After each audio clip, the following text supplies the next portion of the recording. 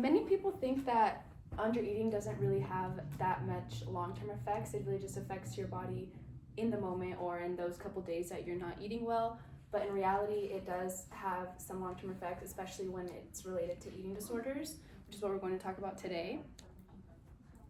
So I'm gonna ask you guys about what you guys know. We're gonna talk about the most common symptoms and effects of undereating and the long-term and the life-threatening effects, along with the impact on your mental health, the signs to pick up on in case somebody in your life is struggling with this, and prevention and resources to help people.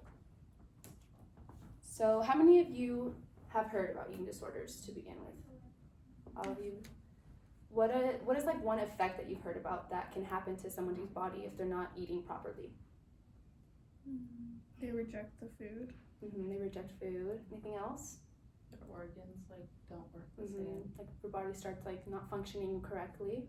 These are good.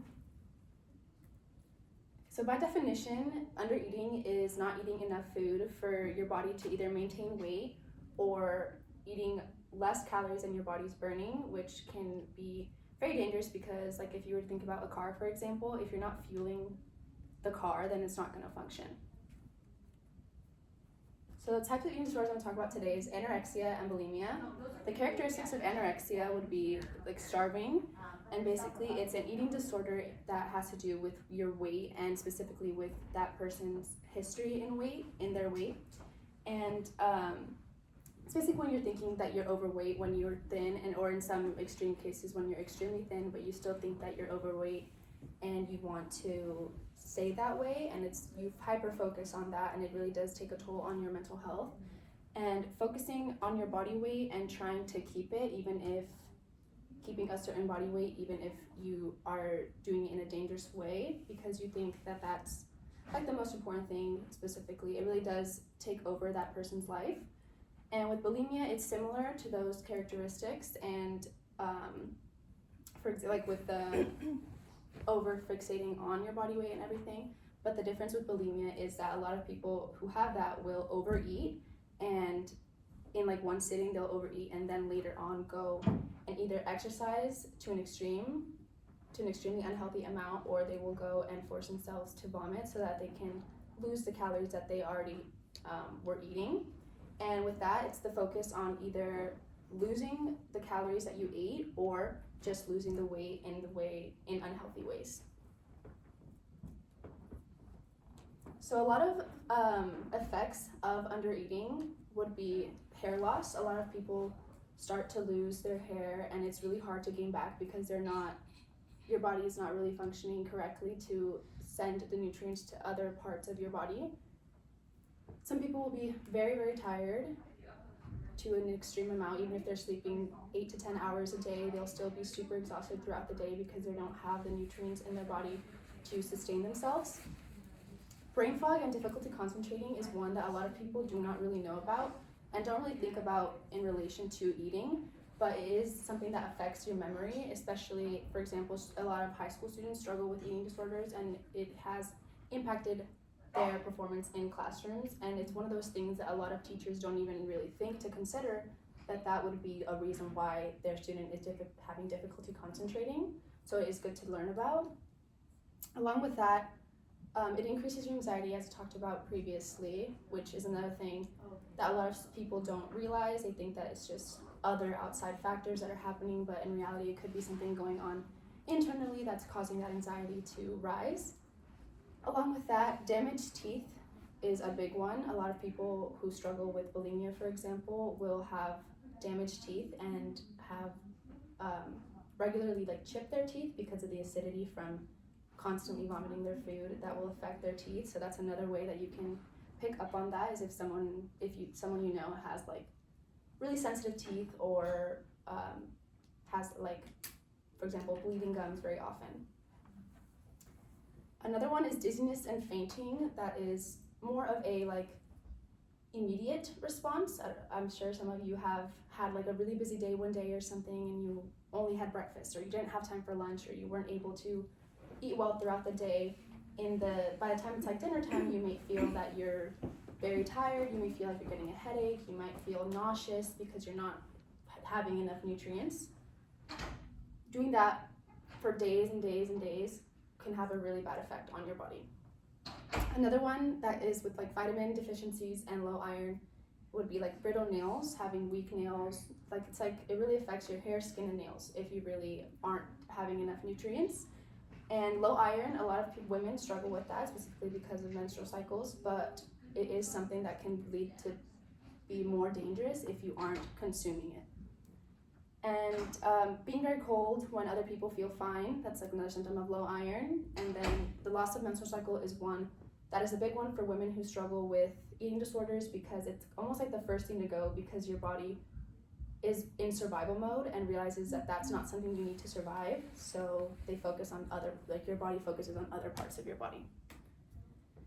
The life-threatening and long-term effects would be cardiac illnesses. It can affect your heart a lot if you're not having the correct nutrients. And also with bulimia, if you're vomiting, you are usually dehydrated and going into starvation, because you're vomiting up basically everything in your body, so your body doesn't have anything to retain and help it function. Same with that, it can cause bone density loss, which can cause you to break bones a lot easier, because again, same thing, because you don't have enough nutrients in your body. And it's really important to be able to understand the effects that not having nutrients, the correct nutrients in your body, what it does to your body is really important to understand, especially when things like this are very common. Because death because of dehydration and starvation based off of eating disorders is actually the second leading cause of death in young adults, only second to overdose. So that's actually something that's not talked about enough, especially if it's something that's big of an issue. So it's really important to learn about. And again, it really does affect your mental health. As I said, it's one of the leading causes of death, not only because of the starvation and lack of nutrients, but also because it takes a toll on a person's depression and anxiety, and can make them feel so guilty when they are focusing so much on their body and their food. Especially people with bulimia, after they vomit or over-exercise, they feel horrible about it and then don't want to, but it's just a constant cycle of them doing it, which can lead to suicide. And some common signs, for example, if you don't know that a person is not having enough nutrients, some things that you can see is if, for example, your friends or family, if someone in your family is exercising more than normal, if someone is going to the bathroom regularly after meals, if their weight is changing pretty quickly, either gaining a lot of weight or losing weight, if their teeth or gums are damaged, if they're constantly tired, and if they have a short temper or mood changes, because, like I said, it can really take a toll on their mental health, and they can be struggling to show that and be very stressed with themselves, so they start letting it out on other people. And for prevention and resources, a lot of prevention is hard to do because it really just matters about like how you were raised and the things that you saw growing up. So as a parent, it is important to have regularly enjoyable meals as a family to really set that habit of eating well and eating healthy. And then as a friend or like sibling or anything, it's really important to promote like a healthy living style, and especially to promote a healthy body image and to really not make criticizing comments on your friends' like body or how much they're eating or how much they're not eating, things like that, unless of course you're concerned about how little they're eating. Then you should be able to be someone they can reach out to. And again, as a parent, to discourage dieting at a young age, because it can lead to a lot of other different problems. And resources that are available is, if necessary, you can talk to your doctor, because they can help you in many different ways. There's a lot of resources, thankfully, nowadays, again, because sadly it is something that's very common. And you can also reach out to somebody that you trust to help you. And even if you do not struggle with these things and you're not somebody who is under eating or has an eating disorder, it is important to be a resource that somebody can go to if they need help. So, and having all this knowledge is the first step to being that resource, because you're able to pick up on the signs and you're able to know the things that could happen to somebody's body if they're not eating properly. So now for my little assessment, I'm going to pass out a piece of paper and I want you guys, we'll walk through this to answer these questions. So you can just write your name on there and then it's 5 little questions that we're going to answer just to make sure we know the basics. So the first question is to name one physical symptom of anorexia, and if you want, you guys, one of you can say one out loud too, just to assess. Said hair loss. Hair loss, that's a good one. It's a pretty common one too. So if that's, a lot of people too will think like it's like shampoo or something, or they won't immediately think that they're just not eating enough nutrients. So the second one is, what is one way to identify if someone is struggling with an eating disorder? Like feeling dizzy. Feeling dizzy? Yep, that's a good one. Now we have a true or false. Is not consuming enough nutrients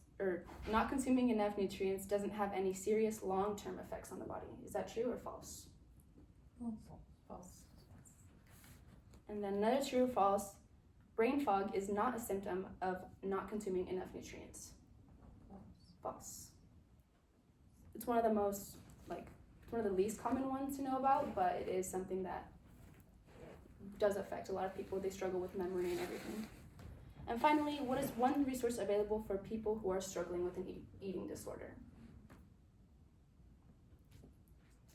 Like trusted. Like a trusted adult or a trusted friend even. A lot of people struggle to tell parents or teachers or something, but I know a lot of people really benefit from going to a friend, so that's a good one. So yeah, basically, overall, understanding all of these symptoms and the way that people struggle with these things is the first step to 1, being a resource, and 2, understanding the effects that the lack of nutrients has on the body.